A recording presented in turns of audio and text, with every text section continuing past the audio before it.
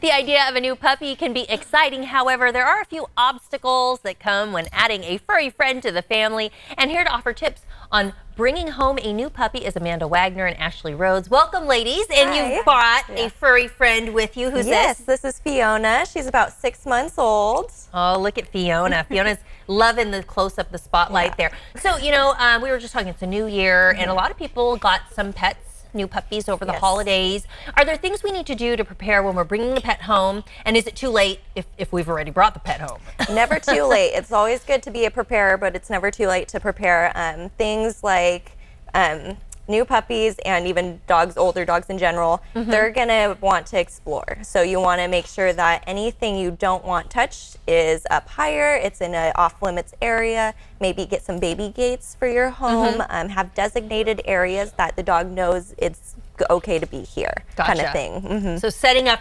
the parameters, we should say.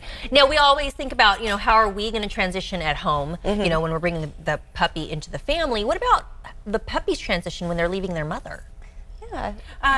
So the puppy leaving its mom, it's good to give that same affection that their mom would have given them. So spending some extra time at home, you know, if you have someone at home that could stay a little extra longer with the puppy, giving them that love that their mother would have done. And puppies, they cry at night. Yes, they will. How do you handle that? So just being patient with the puppy. It's a new environment, so it's kind of scary. Definitely setting up times to go to the bathroom for the puppy, because sometimes the puppy's just crying to go potty, go out. So making sure the dog, before you put them for bed, letting them go out for their last potty, and just being aware that they might be a little nervous their first few nights. Is there a certain time frame that you should expect that it's going to take them to get used to their new home, their new environment? I think it depends on the dog. If you have a anxious or nervous dog right from the gate, it might take a little bit extra long, might take a month or so. So definitely patience is a virtue for that. If you have a high energy dog, excited dog like Miss Fiona, I think she will warm up right to the home and to the owners when they get there. Right, case in point, Fiona's getting used to the new environment here. What about taking the pet to the vet for their first appointment?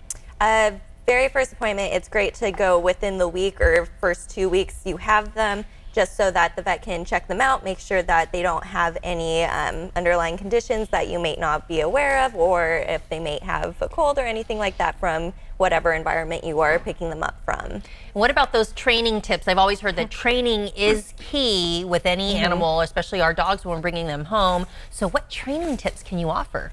Like I said, it's every dog's different. If your dog is treat motivated, like Miss Fiona here, she loves treats, so having those bags of treats with you on hand is definitely helpful. If you have dogs that just want love and attention, pets, belly rubs, good boy, good girl, that's enough for the dog as well.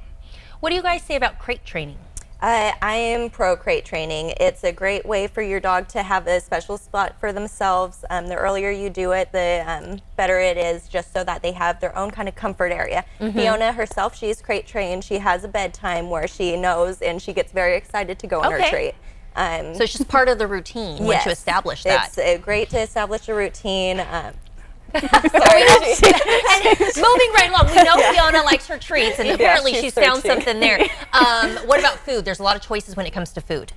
Yes, so it's important to ask if you got your dog from a breeder or from a shelter. You ask what they're feeding, what brand, so that way you can still have that at home, and then slowly transition your dog into the desired food you like to have your dog eat at home. Great. Oh, it's been so nice having Fiona here. Great tips. Amanda and Ashley from Camp Bow Wow, thanks for joining us today. Thank you so much.